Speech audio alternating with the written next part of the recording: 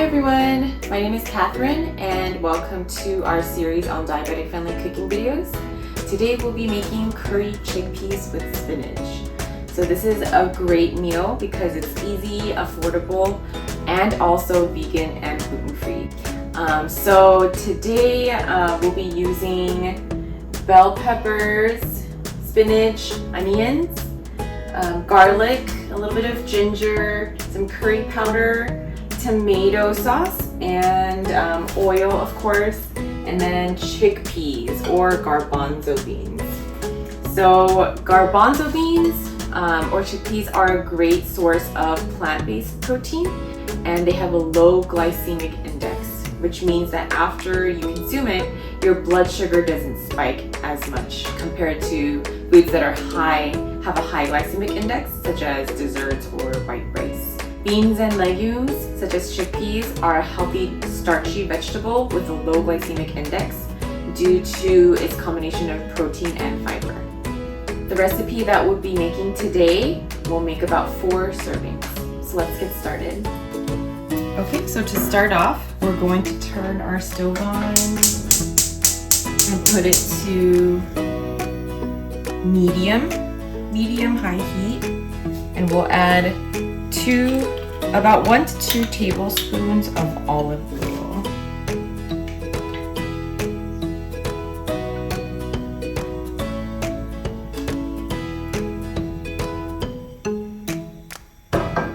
Today I'm just going to add 1 tablespoon, and that should be enough. Okay, so as soon as that gets a little bit hot, we're going to add our chopped onions. Just add all of that in there.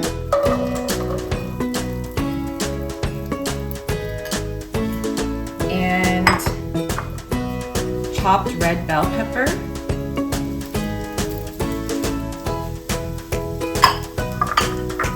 Some minced garlic.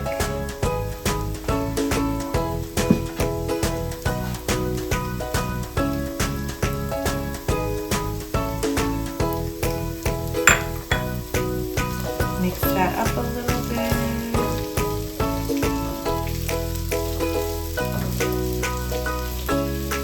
And I also want to add some ginger. So I peeled this ginger, it's fresh ginger, and you need about 1 inch. And you want it grated, so I'm going to use a little microplane zester, but you can use any plane grater, or if you don't have one, you can just hand mince it really well. So we're going ahead and add that in.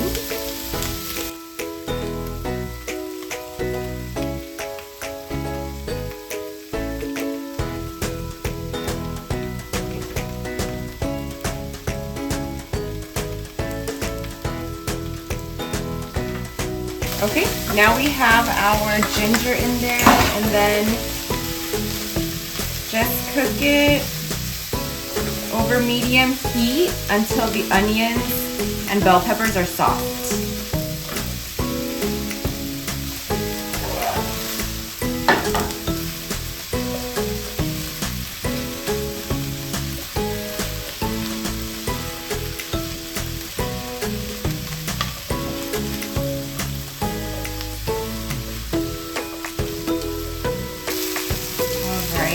So once the onions start to look a little bit translucent, that's a good amount of time. So now we'll go on ahead and add our curry powder.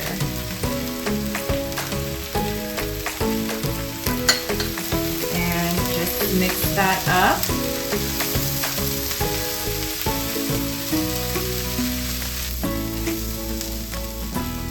Okay, so now we're going to add spinach. I'm using fresh spinach today.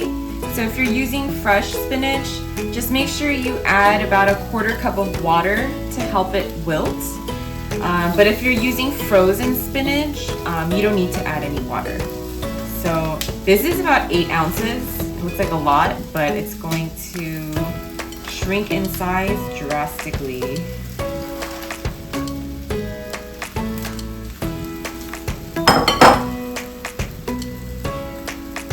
And then I have about 1/4 cup of water.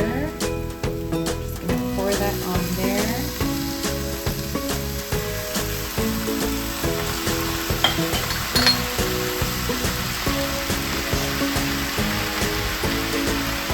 put a lid on it just for a couple minutes to help the spinach wilt down, and then I'll go ahead and finish the rest in a couple minutes.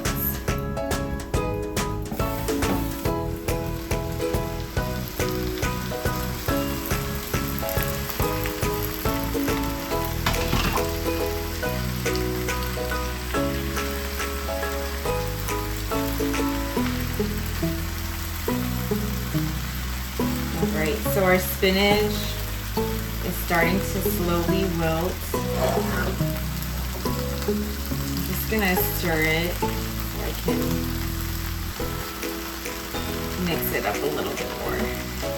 Now that our spinach is nice and wilted, we're going to add our chickpeas. And these have been drained and rinsed. And it's 2 cans of the 15 ounce.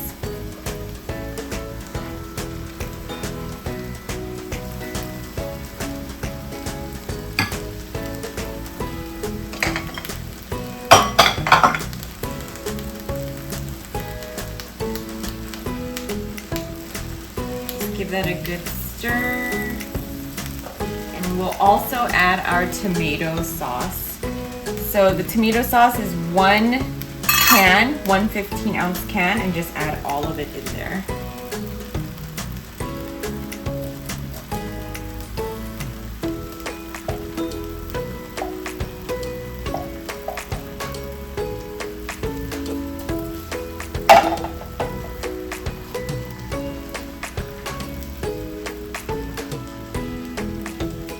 And now we'll just stir and let it sit for about 5 minutes.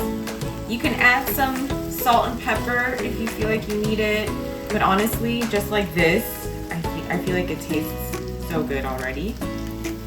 So we'll just give that some time to mix, and then we'll be all set. Okay, so now that we're done cooking, I served myself 1 cup of the curried chickpeas with spinach, which accounts for about 43 grams of carbohydrates and 15 grams of protein. But just keep in mind, every person's carbohydrate needs and portion sizes are different. So if you're not sure what your carbohydrate needs are, make sure you consult with your registered dietitian or physician that manages your diabetes. Okay, so for today with my curried chickpeas, I'm going to have this with a side salad, just to add a little bit more fiber and nutrient-dense calories. But if you have more room in your diet for carbohydrates, you can add in 1 slice of whole wheat toast or a 1/3 cup of brown rice for an additional 15 grams of carbohydrates. Enjoy!